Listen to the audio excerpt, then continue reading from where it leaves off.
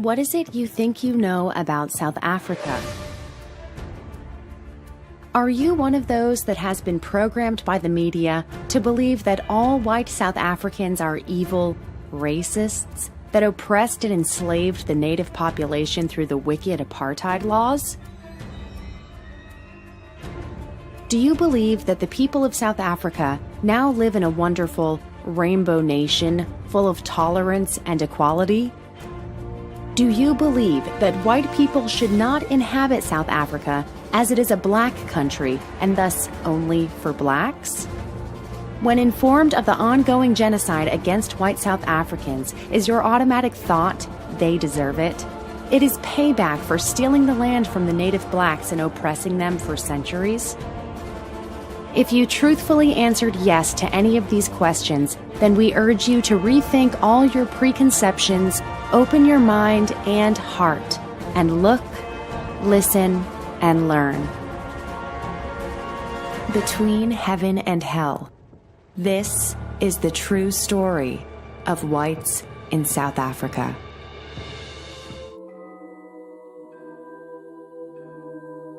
The first European to reach southern Africa was the Portuguese Bartholomew Dias. Bartholomew Dias was a knight of the royal court, superintendent of the royal warehouses, and sailing master of the man-of-war Saint Christopher. King John II of Portugal appointed him on the 10th of October 1487 to head an expedition to sail around the southern tip of Africa in hopes of finding a trade route to India. In early February 1488, they arrived at Mossel Bay. Here they came across a tribe of Khoi, also known as the Hottentot, who had a nomadic culture which included hunting and gathering. They spoke in a very distinct clicking sound found nowhere else in Africa. They had no written language, no horses, nor had they invented the wheel. Upon their arrival, Dias and his crew were attacked, and in retaliation they shot one of the Hottentot with a crossbow, causing the people to flee in terror. The sailors immediately withdrew to their ships, and the expedition sailed on eastward. The second European to reach South Africa was Vasco da Gama, a Portuguese explorer. The commander-in-chief, Vasco da Gama, embarked on the São Gabriel, accompanied by his pilot, Pedro de Alenquer. For almost 4 months, they sailed across the Atlantic without sight of land, until the 4th of November 1497, when they reached a bay. Vasco da Gama named the bay Bahia da Santa Helena, St. Helena Bay.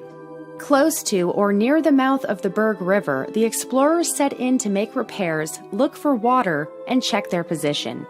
It was here that they had their first encounter with the Khoi. The Khoi attacked Da Gama, wounding him in the thigh and also injuring his men. They set off again, and 4 days later they arrived at Mossel Bay and found more Khoi at the same place that Dias had landed. The Khoi showed their murderous mentality with most of the encounters.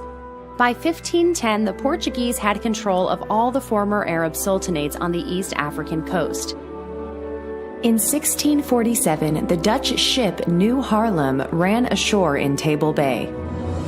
The captain left for the Netherlands on a ship that was on its return journey, but the junior merchant Leendert Janssen and 60 sailors had to stay behind. They did some gardening and game hunting and traded some livestock with the Khoi with whom they were on good terms. In 1648, a ship, the King of Poland, which was heading back to the Netherlands, stopped at Table Bay. On board was Jan van Riebeck, who was being sent back due to a charge of illegal trading in his own name. They spent 18 days for repairs and refreshments and picked up the stranded seamen of the New Haarlem. On the 6th of April 1652, Jan van Riebeck, accompanied by his wife, son, 82 men and 8 women on board the Dutch East India ship Dromedaris, docked at the southernmost tip of the dark continent of Africa. A few hours after van Riebeck anchored, the other 2 ships, the Reiger and Good Hope, also anchored. Jan had signed a contract with the Dutch East India Company to oversee the setting up of a refreshment station to supply the company's ships on their way to the east with fresh water, vegetables, fruit, meat, and medical assistance. Jan van Riebeck was under strict instructions not to colonize the region, but to build a fort in the bay to help protect the refreshment station. The next group to arrive in South Africa were the French Huguenots. They were coming from Holland, which was flooded with French who were running away from the Catholic persecutions. The Dutch were trying to get rid of the French. These French were then sent to South Africa. The next group to arrive were called the Freeburgers. The name Freeburgers implied free men. Thus, they were not under the laws of the East India Company, nor the Dutch laws, nor the religious laws of any church. They were the heretics in Europe, and here also at the Cape. These people came to produce products which many of those who came earlier failed at dismally. In 1675, some of the Freeburgers started moving further away from the peninsula due to bureaucracy that was being forced onto them. They also became cattle and sheep breeders, and for this reason they needed larger spaces. The Freeburgers were later known as the Trekboers due to them constantly moving further inland. Thereafter, they became known as the Border Boers when they arrived at the northeastern borders of the Cape. Hereafter, in 1836, they became known as the Immigrant Boers due to them moving out of the British colony. During the Great Trek, they became known as the Boers. By 1780, they started meeting up with the black tribes, mainly the Xhosas, who started raiding the Border Boers' animals and started killing their people. By 1795, the British took over the Cape for the first time, which lasted until 1803. Then it was under the Batavian government, and in 1806, the British took control again. After the British final takeover, the Border Boers started having trouble with the British because of the oppressive British laws, some of which hindered them from protecting their livestock, families, and property from the Xhosas and other tribes. Some of the Border Boers started with impact studies of the Northern Territories, looking for greener and free land where they could establish their own and get as far away from the British and missionaries as possible. The final straw that led to the Great Trek was the Sixth Xhosa War from 1834 to 1835, when the Xhosas invaded the colony. Following the Equality Article 50 of the British, which instigated more interracial marriages as all races were then seen as one and the same, many battles and annihilations between the Zulu nation and other tribes took place. They drove the non-Zulu blacks out of Botswana and into the Cape Colony. Dingaan, the then prince of the Zulus, murdered King Shaka Zulu out of jealousy and took over the Zulu kingdom in 1828. The first to have met the Zulu was Piet Oys in 1834, when he went on expeditions to investigate the northern lands before the Great Trek started. Piet Oys negotiated with Dingaan regarding the open land to the south between the Tugela and Umzimvubu rivers. Dingaan agreed to sell this land to the trekkers. The Boers did not want to rule over any black inhabitants, nor did they want war with them. All they wanted was a place to call their own where they could live peacefully away from the British and missionaries. When Oys returned home, he informed his people about the land that was waiting for them. British agents soon got wind of these plans and did not approve. They saw the Boers gaining their own land as a threat. The British then sent de Urban, a British general and colonial administrator, to speak with the missionaries who were traveling the countryside. The tribes were very trusting of the missionaries since they usually came bearing gifts and trinkets. Dr. Smith, a British scientist, was told by de Urban to go to the missionaries and get them to influence Dingaan to see the Boers as enemies, thus people he did not want on his land. The missionaries told them that the Boers were the enemy and must be killed. In the decade following 1835, between 10 and 12,000 Trek Boers migrated into the interior, organized into a number of Trek parties under various leaders. The first Trek group was Louis Trichardt and Johannes van Rensburg, who started to trek north in 1835. Then, in 1837, Piet Retief wrote a manifesto to the British government with their grievances for leaving the colony. A month later, in February of 1837, Retief and his crew started their trek heading north. Eventually, van Rensburg was killed in the Limpopo River area, and Trichardt went to Mozambique in 1838, where he died from the malaria disease carried by mosquitoes, and their animals died from the tsetse flies. The trekkers set out in wagons which they called kokabinvans, or better known as jawbone wagons, because the shape and sides of a typical trek wagon resembled the jawbone of an animal. Most treks went over good terrain as they had studied the area for many years. Others, like Piet Retief and Gert Maritz, were trekker leaders, went partly over the mountains as they did not want to join the Boers in the Transvaal or the Orange Free State. The land through which they traveled was uninhabited and belonged to no one, but where Retief went, to Natal, belonged to the Zulus. The Retief trek moved to Taba Unku in the eastern Orange Free State, where all the other groups joined them. They were Sarel Cilliers, Gert Maritz, Piet Oys, and Hendrik Potgeiter, who were made up of about 500 families. From Taba Unku, they moved to Tafelkop. From here, Retief rode out east to Port Natal, where he went to speak with the British traders. When Retief returned from crossing the Tugela River, there was an American missionary by the name of Pastor Champion who warned Retief not to go back because Dingaan would kill all of them. Retief did not believe that this would happen. Champion got his information from Dr. Smith, the British scientist. From here, he then went northwest to Dingaan with the British interpreter Halstead. Unbeknownst to Retief and crew was the fact that Dingaan had been told that they were enemies and must be killed. After discussions with Dingaan, it was agreed that if Retief brought back his stolen cattle, stolen by Sekonyela of the Sutu tribe, he would make them a deal. Dingaan used them so he wouldn't have to risk losing any of his people. He said that they could have the land between the Tugela and the Umzumbuvu and from the sea to the mountains. This uninhabited land was being used as a buffer zone between the Zulu and Xhosa tribes, as they did not get along. The Xhosa tribe inhabited the area south of the Umzumbuvu River down to the colony. Retief returned with the cattle on the 3rd of February 1838, assuming that since they kept the agreement, they would now get the land that was promised to them. Retief and his men were asked to leave their weapons outside of Dingaan's hut while they came in to sign the agreement. Shortly after the signing, Dingaan entertained them with his warriors dancing, having hidden the majority of the warriors in the 2,000 huts inside the kraal. Then the king screamed out, "Bulala Abatagati!" Kill the wizards. Retief and his men were assaulted and dragged to a nearby hillside where the Zulu king ordered they be impaled.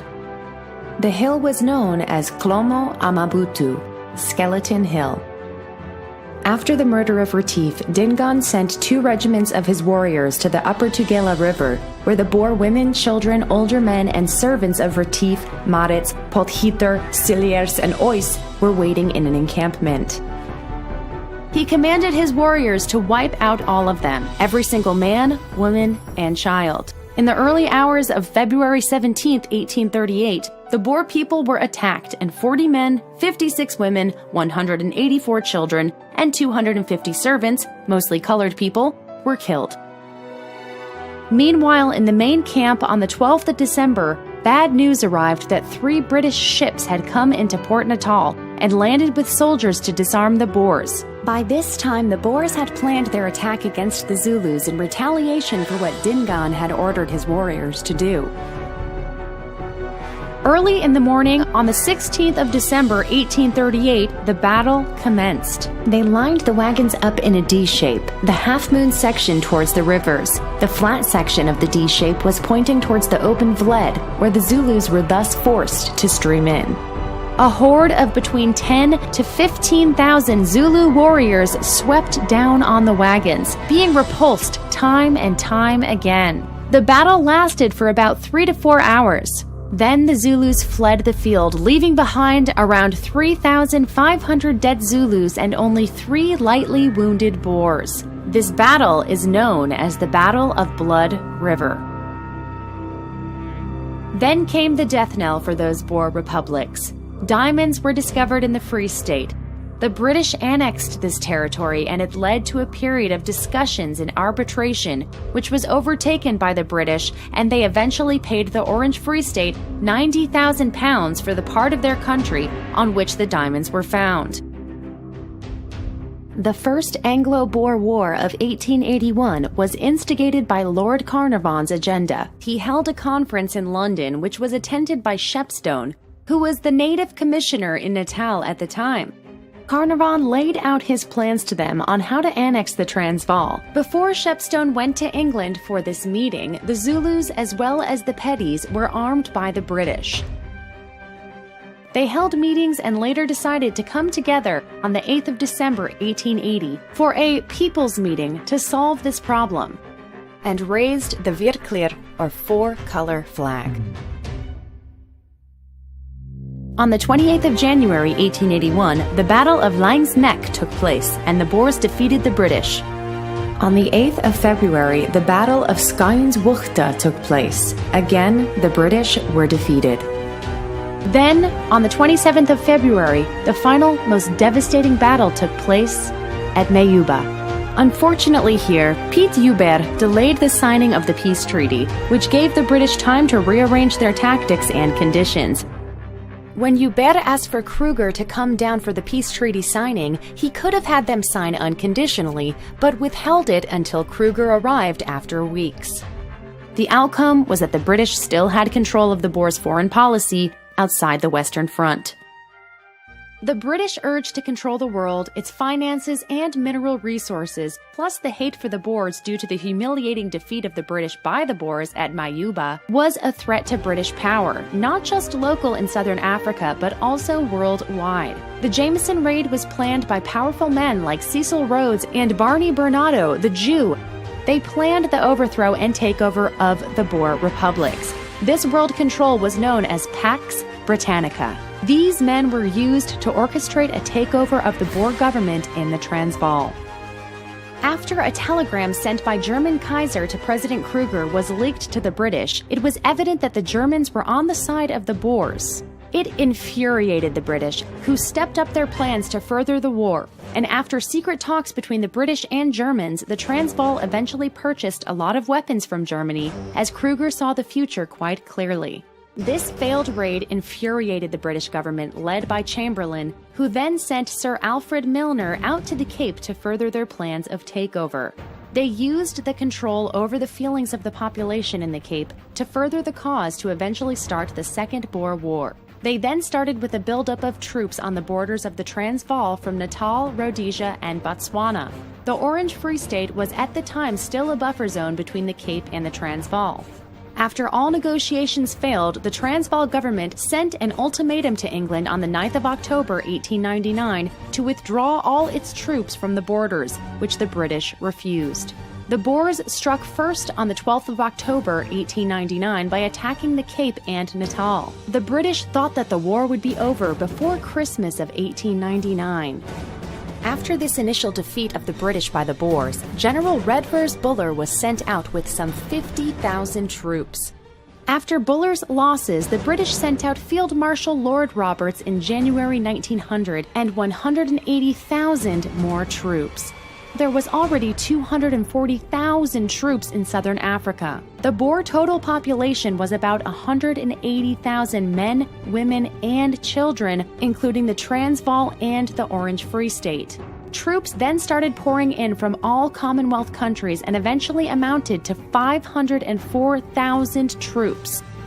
These troops were comprised of English, Scots, Welsh, Irish, Indians, Australians, New Zealanders, and Canadians that came from all around the world, as well as Afrikaners from the Cape. The Afrikaners in the Cape asked Roberts permission to join with the British in the fight against the Boers, and some 30,000 joined up. This truly should have been labeled the First World War. The Transvaal Constitution forced its citizens to go to war, and also those residents who were not citizens but had lived there for more than 4 years. It was due to this law that the Cape Dutch, or Afrikaners, were forced to join the Boers in this fight. They were the first who joined the British inside the Transvaal, about 26,000, and became known as joiners and hands-uppers. There were also some Boers who gave in, but very few. As one can clearly see when looking at the British Parliament records of the time, there would have been no war against the Boer if the Cape Dutch would have joined the Boers. The Boers developed guerrilla tactics to attack the British columns. Every farmhouse was a supply source for the Boers, who could rest up, restock their saddlebags, and go back to fighting. In retaliation, the British instituted a scorched earth policy, where they burnt all the farms, about 40,000 farmhouses and barns, Even cattle and sheep were killed en masse. They rounded up the women and children and put them in concentration camps. There were about 67 camps where the Boers were kept. There were also an additional 75 camps that were for the blacks in southern Africa. At the start of the camps, the blacks were put into the same camps as the whites. They were later separated. They were called the Daimak Volk. It means those blacks that worked on the farms, thus not part of those who helped the British fight the Boers. We are always told about the 45 camps for the Boers, but the camps for the blacks were hardly ever mentioned, nor ever known. Why would this be? Does it not fit in with the narrative of blacks versus whites? The people in the camps died of starvation, disease, and neglect. There were about 15,000 blacks who died in concentration camps. The black people's animals were also killed and their possessions on the Boer farms were burnt to the ground. 50% of the total Boer child population was killed in these camps. This is about 16% of the total Boer population. British agents Jan Smuts and Louis Botha instigated a truce with the British. Both were born British citizens, Smuts in the Cape and Botha in Natal. Before the war, Botha had moved from Natal to the Vryheid Republic, which was part of the Transvaal, so as to be able to infiltrate the Boer ranks. The Second Boer War was ended with the signing of the Treaty of Vereeniging. In 1907, after the Boers threatened a third Boer-Anglo War, they were given self-government as mentioned in Article 7 of the Peace Treaty, but they did not have their own and free elections. The treaty stated that the Boers could have self-government, but of course this was just a lie. Smuts and Botha immediately began work on the unification of South Africa, and by 1909 they sent the documents to England where the Parliament approved them. No Boer was ever asked in elections nor referendum regarding this unification. On the 31st of May 1910, the Union of South Africa was institutionalized as per the Union Convention, and the Boers became a minority inside a majority Afrikaner, or Cape Dutch, and English population. The name Cape Dutch, which was used for those white Afrikaans speakers in the Cape, as written by many in many a book worldwide, can be seen even today. They were colonists. This was how the Boers also referred to them. The British, also colonists, lived mainly in the Cape, which they took over from the Dutch, and Natal, which they annexed from the Boers and Zulu. But after 1910, the terminology of Cape Dutch and Boer was replaced with the term Afrikaner. The term Boer seems to disappear overnight, never to be mentioned again. The Native Land Act of 1913 was written by J.B.M. Hertzog, a so-called Boer general who was really Jewish. He was in the governments of Louis Botha and Jan Smuts. The blacks were also given 10 million hectares of Boer soil. This was the first major piece of segregation legislation passed by the Union Parliament. It was replaced by the current policy of land restitution. The act decreed that whites were not allowed to buy land from the natives and vice versa, natives were not allowed to buy land from the whites. After the war, the British opened the borders for the blacks to stream into the Boer republics so they could be used as cheap labor on the mines. The African National Congress was formed in South Africa on January 18, 1912, when a group of Africans, coloreds, and Indians convened a meeting in Bloemfontein to create the South African Native National Congress. The name was officially changed to the African National Congress in 1923. This was initially a moderate movement aimed at improving the status of non-whites in South Africa whose lives had been affected by the Land Act. South Africa officially introduced territorial segregation in 1913. The ANC unsuccessfully petitioned the British government to intervene. Britain did not respond to two subsequent delegations sent in 1914 and 1915. Yet, the ANC continued this reformist approach for much of the 1920s and 1930s. In 1940, ANC President Alfred Zuma aggressively recruited younger members, including Nelson Mandela, Oliver Tambo, and Walter Sisulu. In 1944, the three spearheaded the formation of a youth league committed to more radical strategies to challenge racial segregation and discrimination. On the 14th of December 1960, the UN Resolution 1514 was signed as an international law. The British were also bound by this law, whereby all colonies were to get their independence back unconditionally. Revord and Alfred Beat, the Jew and Afrikaner Broederbonder, turned the South African Union into the South African Republic by instructions from the British, whereby it allowed the further plundering of the Boer Republic's resources by the British and Jews. As time goes on, we start to see Jewish infiltration and subversion of the ANC, and in 1963, it consisted of Lionel Bernstein, Bob Heppel, Dennis Goldberg, Arthur Goldreich, Hazel Goldreich, and James Cantor, with a few African frontmen: Nelson Mandela, Walter Sisulu, Govan Mbeki, Raymond Malaba, and Ahmed Kathrada. The ANC followed the model the Jews established when they founded the NAACP in the United States, with the exception that the ANC was a much more violent and openly communist organization. These Jews and their now controlled African National Congress received funding and support from both the Soviet Union and the US CIA. In particular, Ruth First, the Jewish wife of Jewish Soviet KGB Colonel Joe Slovo, a leader of the South African Communist Party, was primarily responsible for funneling funds to this African National Congress. By the 1970s, the Jewish campaign to subvert South Africa was having no effect. The economy was unaffected by sanctions and communist unrest was minimal, though much was made of it in the Jewish-owned elements of the US press. Slovo had been the planner of many of the ANC terrorist attacks, including the 1983 car bomb that killed 19 people and injured many others. Slovo, who had traveled to the Soviet Union many times, was awarded a Soviet medal on his 60th birthday. Slovo is a dedicated communist, a Marxist-Leninist, without morality of any kind, for whom only victory counts, whatever the human cost, whatever the bloodshed. Slovo disputes little of his image as the communist mastermind behind the ANC's armed struggle. For him, the fears of South Africa's whites are both a measure of the ANC's growing strength and a crucial factor in hastening what he believes will be its ultimate victory. Revolutionary violence has created the inspirational impact that we have intended, and it has won for the ANC its leading position, Slovo said. The hatred for whites increased daily, and soon the blacks were singing songs taught to them by Slovo and his radical cohorts about how they were going to kill the Boer and kill the racist.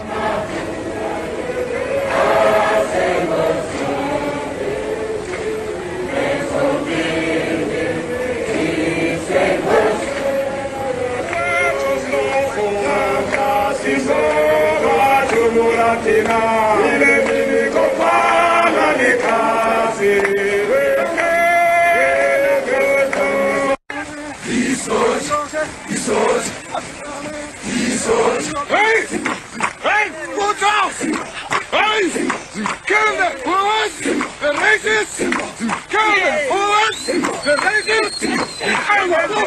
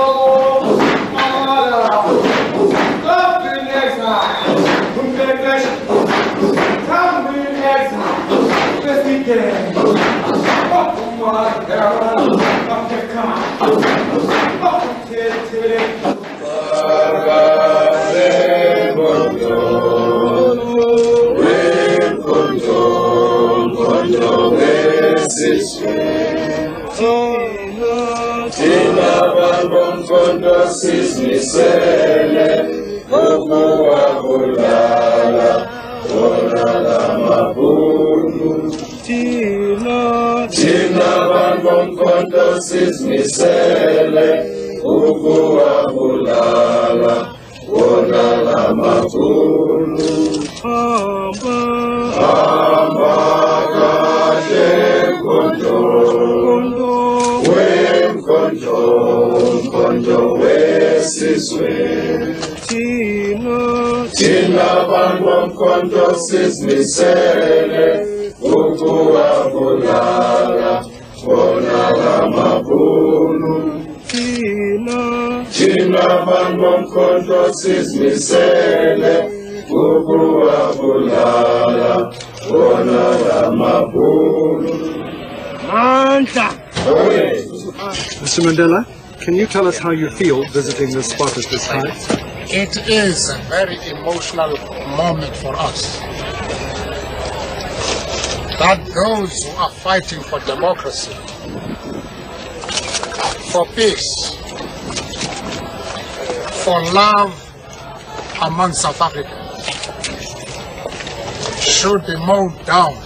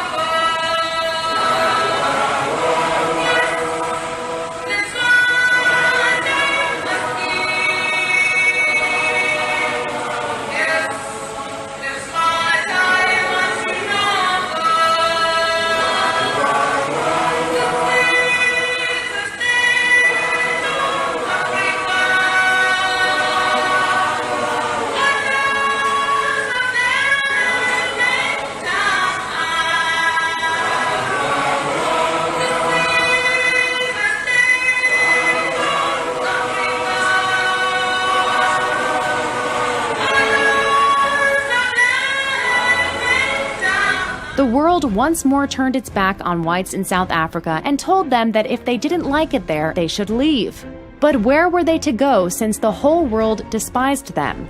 The ANC tried to convince the public that the MK terrorists were actually freedom fighters. Hotels, restaurants, and many other public places were bombed on a regular basis. Riots would break out across the cities with many killed. In 1983, the Church Street bomb was detonated in Pretoria near the South African Air Force headquarters, resulting in 19 deaths and 217 injuries. The bomb was set to explode at rush hour to maximize casualties of white women, children, and babies. During the next 10 years, a series of bombings occurred in South Africa, conducted mainly by MK. In the 1985 Amanzimtoti bombing of the Natal South Coast, 5 civilians were killed and 40 were injured when MK cadre Andrew Sibusiso Zondo detonated an explosive in a rubbish bin at a shopping center shortly before Christmas. In a submission to the Truth and Reconciliation Commission, TRC, the ANC stated that Zondo's act, though understandable as a response to recent South African Defence Force raid in Lesotho, was not in line with the ANC policy. Zondo was subsequently executed. In the 1986 Durban beachfront bombing, a bomb was detonated in a bar, killing 3 civilians and injuring 69. Robert McBride received the death penalty for this bombing, which became known as the Magoo's Bar bombing. The subsequent Truth and Reconciliation Committee called the bombing a gross violation of human rights. McBride received amnesty and became a senior police officer. In 1987, an explosion outside a Johannesburg court killed 3 people and injured 10. A court in Newcastle had been attacked in a similar way the previous year, injuring 24. In 1987, a bomb exploded at a military command center in Johannesburg, killing 1 person and injuring 68 personnel. The terror campaign continued with attacks on a series of soft targets, including a bank in Roodpoort in 1988, in which 4 civilians were killed and 18 injured. Also in 1988, a bomb outside a magistrate's court killed 3. At the Ellis Park Rugby Stadium in Johannesburg, a car bomb killed 2 and injured 37 civilians. A multitude of bombs at restaurants and fast food outlets, including wimpy bars and supermarkets, occurred during the late 1980s, killing and wounding many people. The area of Wimpy was specifically targeted because of their perceived rigid enforcements of many apartheid laws, including excluding non-whites from their restaurants. Several other bombings occurred with smaller numbers of casualties. This tactic was abandoned due to the high rate of civilian casualties, especially amongst black laborers. The ANC estimated 30 landmine explosions resulting in 23 deaths, while the government submitted a figure of 57 explosions resulting in 25 deaths. It is a common misconception that the ANC's leader in the 1994 South African elections, Nelson Mandela, had been jailed for his political beliefs. He was in fact acquitted of treason after a 4-year trial, but rearrested a few years later and sentenced to 5 years imprisonment for launching an armed insurrection as founder and commander-in-chief of the MK. In his book, Long Walk to Freedom, Mandela says he signed off on many acts of terrorism, including the Church Street Massacre. He told the black youth of South Africa to burn down their schools and refuse to learn Afrikaans, producing a lawless, unemployable generation. But in the rest of the world's eyes, everyone thinks he is a true hero. Mandela conspired not just to bring down the government, he was planning on killing tens of thousands of civilians in his quest for power. He was later charged with 193 counts of terrorism for sabotage and for trying to smuggle, prepare, or manufacture mostly Soviet bloc munitions, including 210,000 hand grenades, 48,000 anti-personnel mines, 144 tons of ammonium nitrate, 21.6 tons of aluminum powder, and 1,500 timing devices. These multiple charges were not trumped-up political charges. In his eloquent closing statement to the court, Mandela candidly admitted his guilt on the charges of sabotage, adding that he was, if need be, prepared to die for his ideals. It was apparent from the huge amount of smuggled explosives that he was not planning to die alone. The judge at his trial commented that personal ambition may well have played a role in his plans. Mandela was never tortured during either of his interrogation or incarceration, as he undoubtedly would have been in a black African nation. Even Amnesty International refused to take on Nelson Mandela's case because they asserted that he was no political prisoner, but had committed numerous violent crimes and had a fair trial and a reasonable sentence. When Mandela was incarcerated, he was given a nice house to live in that was not only comfortable, but luxurious. He had free access to telephone and a fax at the expense of South African taxpayers, which allowed him to organize the ANC from jail. This is why Mandela was still their leader upon being released from jail. He was supposedly in jail for more than 20 years.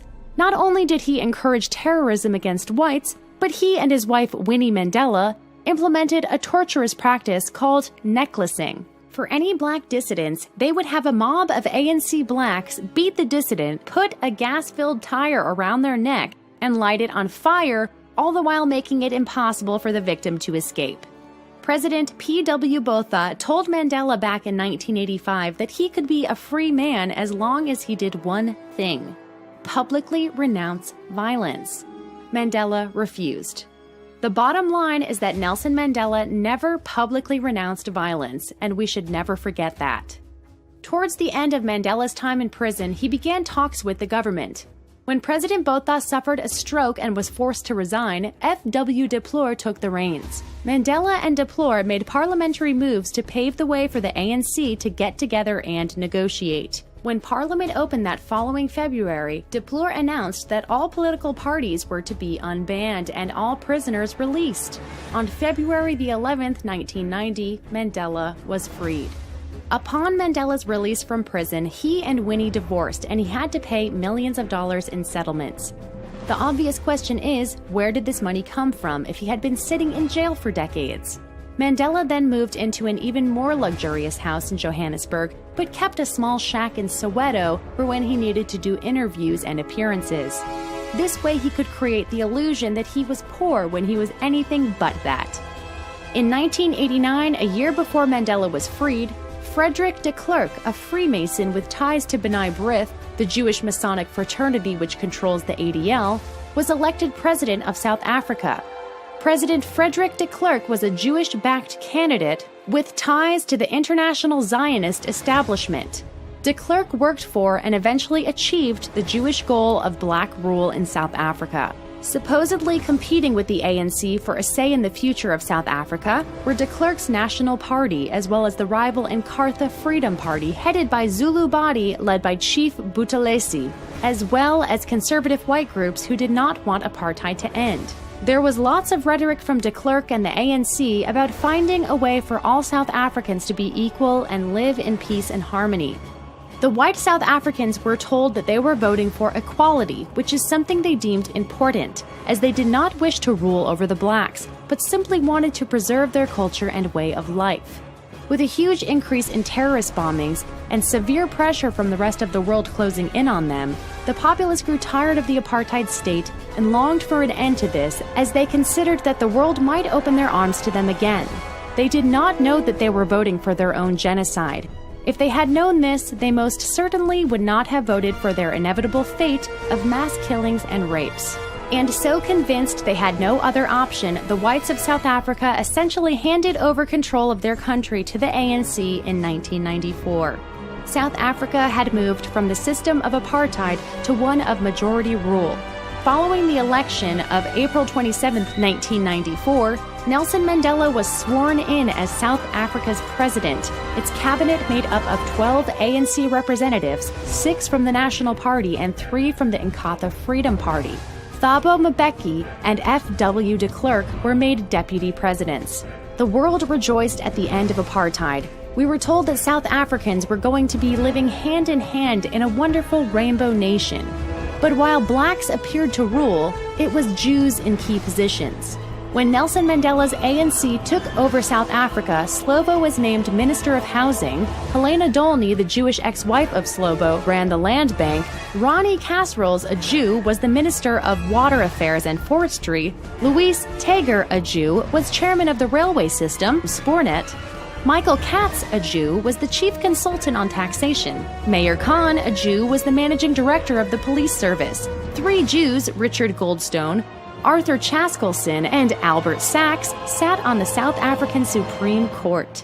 Immediately, the government embarked on the Reconstruction and Development Program to address what they deemed socioeconomic consequences of apartheid, which really just meant a major operation in wealth redistribution, translating to whites having their small bit of wealth stolen from them and given to blacks.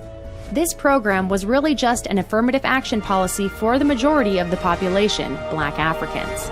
Even though whites were the minority, they were oppressed, and blacks, along with other non-white races, were given a leg up over the white minority who were now being targeted for extinction. The Constitution of the Republic of South Africa was established in 1996. Mandela's government also established a criminal law code on the European model, abolition of the death penalty, and excessive rights for accused criminals with destructive results. South Africa today competes with Civil War-torn Colombia for the dubious distinction of being the world's most crime-ridden country. Interpol's international crime statistics say it all. In 1999, South Africa had 121 murders and 119 mostly white women rapes per 100,000 inhabitants, compared with Colombia's 69 and 6 respectively, and the United States' 5 and 32.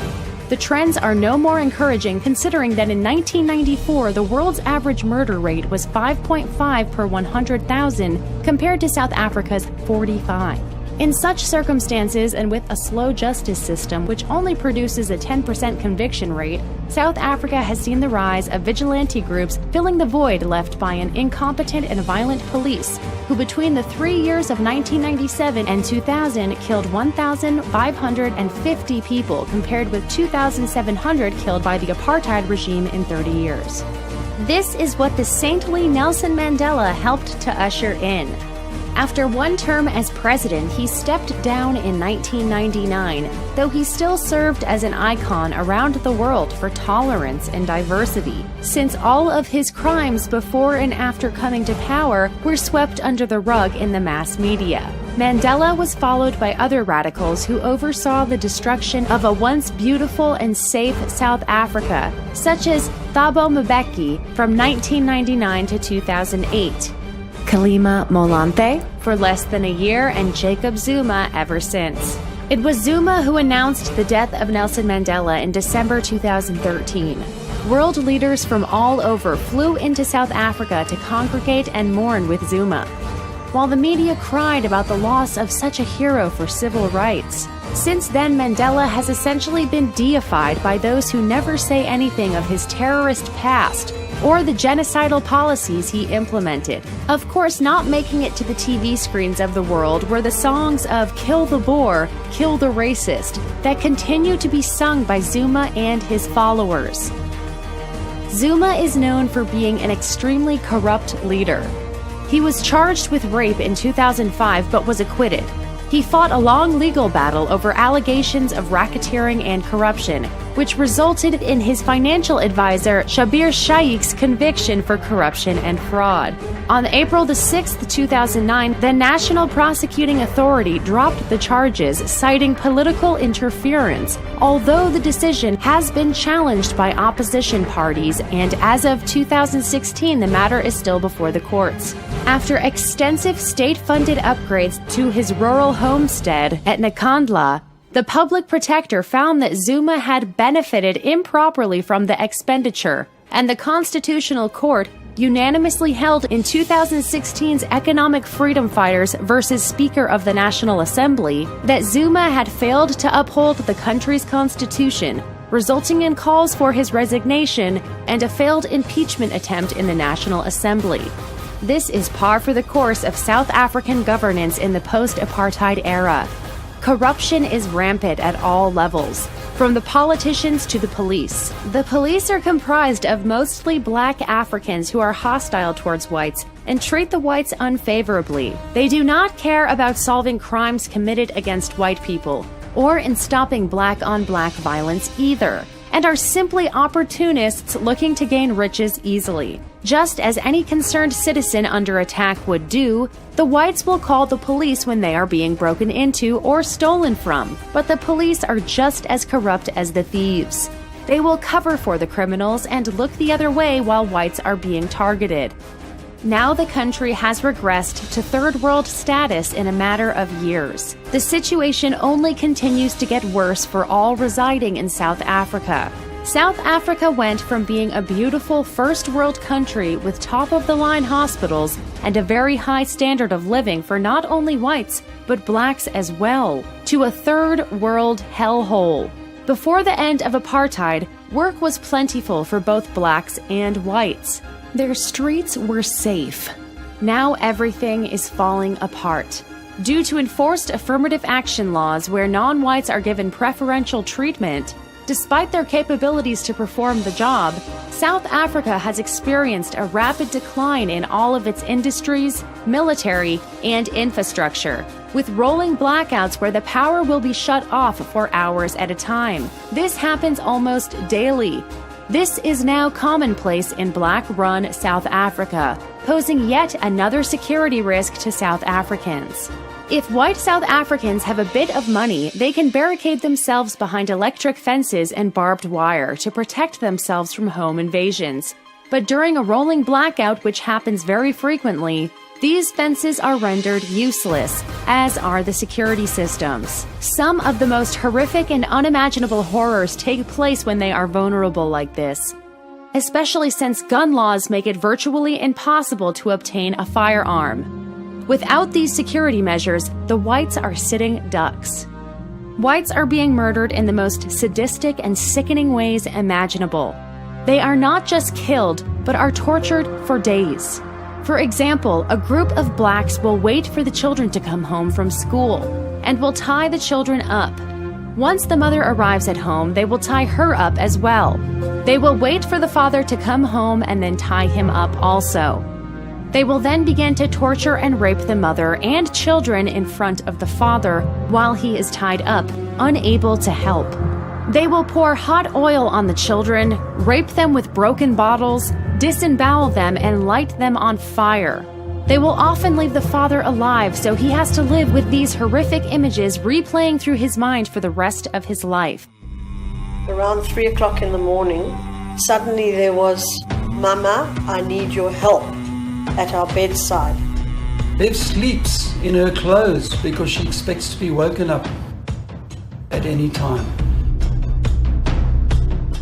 It's no longer coming home in a serene place where just everything falls off. I'm coming home on a beautiful day, sun is shining, I have friends who are nervous about coming to my house. and every single window is locked. 2 doors in front are locked. Stay locked in my room if I'm alone. I don't go outside. They broke through the glass on this window, trying to get out as fast as they could. I opened my eyes, switched on my pedestal light, and looked into the face of a man. 4 men wearing balaclavas in big, thick clubs, I didn't have a front door. looking up at me like this. I was lying flat on the ground. He held my wrist very strongly. I went to my son, and it took a while to realize that he was bleeding. I recognized the voices, but they also recognized me. And I think at that point, this bell was ringing, I was screaming, you were hitting, the alarm was blaring, time was ticking. He had this gash on his cheek, and I tried to stop it bleeding. They came to kill Craig No matter how hard I pushed it, it just would not stop. and to rape me. And I think after 5-10 minutes, it stopped moving. There are an estimated 50+ murders per day in South Africa. These are not crimes of opportunity. The majority of the time, the blacks will not steal one single item. The whites are not just murdered because they want their farms or property, but they are murdered simply due to a severe hatred toward the white people, and it involves torture, humiliation, and rape. The white farmers are the ones who are particularly targeted. They are more easily targeted than the other whites because most of the time they live in isolation and are far away from any neighbors that could intervene. Another reason for some of the horrors inflicted upon the innocent white children of South Africa is that the witch doctors of the African tribes will actually tell their people that in order to cure AIDS, they need to rape white babies, and the blacks actually do this. It is not just the incredible amount of murder that is leading to the genocide of whites in South Africa, but the anti-white policies mentioned already. White men were forced from their jobs first, but soon after, the white women were not able to get jobs either. With no help from the world and no jobs to make a living, many of these impoverished whites were forced into squatter camps, where they live in makeshift shacks on top of a trash heap. The squatter camps that the whites are forced to live in are some of the worst conditions you can imagine. The government has provided them with only a few steel walls to erect a small structure, although these structures have no windows, ventilation, or flooring. 300+ people have to share one outhouse and one water spigot.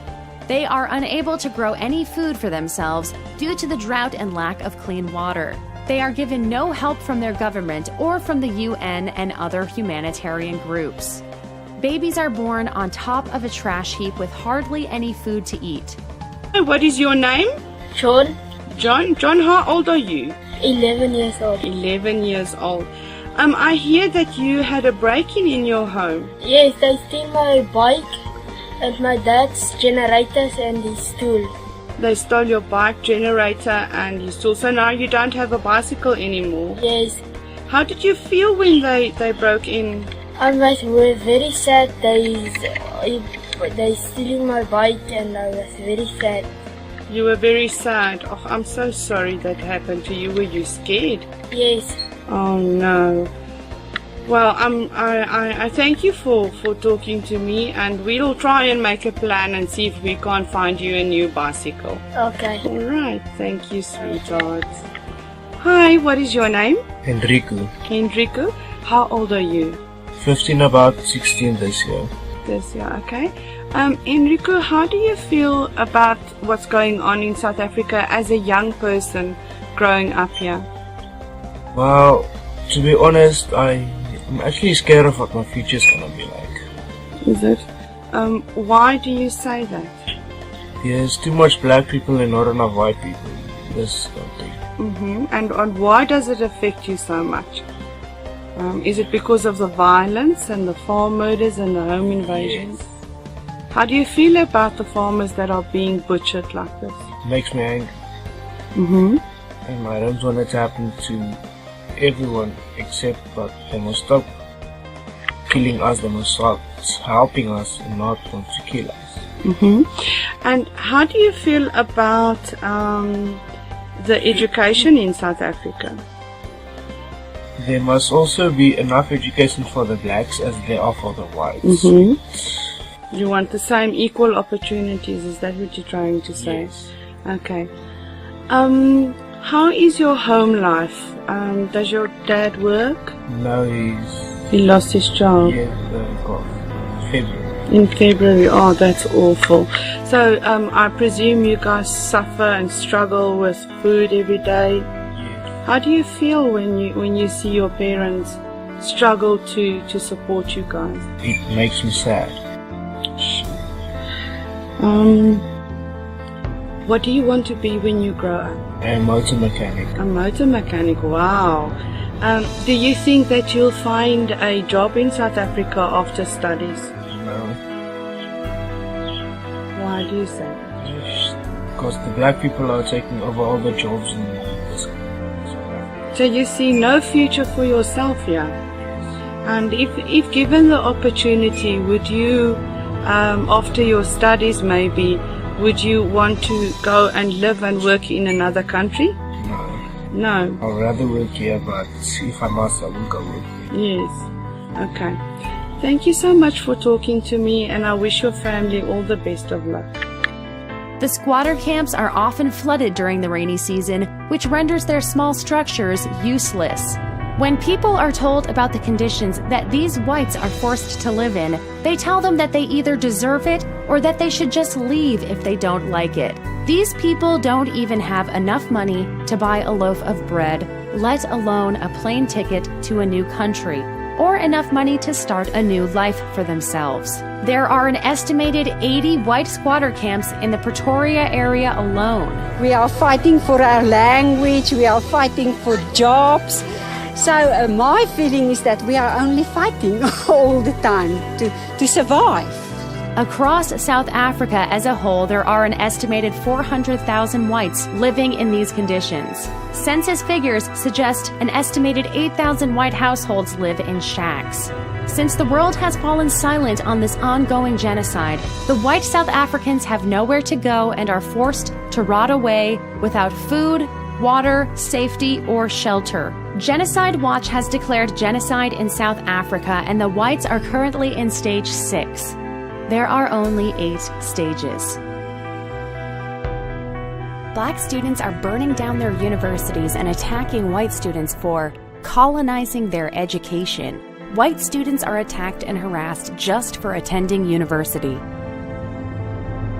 These whites are facing complete extinction, and the world has turned its back on them. There is a complete media blackout when it comes to the genocide in South Africa. Only a few brave outlets dare to cover this situation. The powers that be wish for this bloodbath to be kept in the dark so that white people around the world won't learn the truth and try to help, or even realize that what is happening in South Africa is now coming to their own doorstep. The powers that be have the exact same fate in store for every single white country. This is not just about annihilating whites from South Africa, but exterminating whites off the face of this earth for good. This plan has been stated by many in their own words. I think there's a resurgence of anti-Semitism because at this point in time, Europe has not yet learned how to be multicultural. And I think we're going to be part of the throes of that transformation, which must take place. Europe is not going to be the monolithic societies that they once were in the last century. Jews are going to be at the center of that. It's a huge transformation for Europe to make. They are now going into a multicultural mode, and Jews will be resented because of our leading role. But without that leading role and without that transformation, Europe will not survive. And the one idea is how we are going to exterminate white people, because that, in my estimation, is the only conclusion I have come to. We have to exterminate white people off of the face of the planet to solve this problem. There are 2 issues at the top of our agenda at the very moment. One is the unbelievably important immigration debate in this country, to make sure that immigrants from around the world, particularly those from south of our border, have a chance here. My concern is doing away with whiteness. Whiteness is a form of racial oppression, sure. The suggestion is that it is somehow possible to separate whiteness from oppression, and it is not. There can be no white race. Essentially what you're saying is that in this boat you're together with both Muslims yes.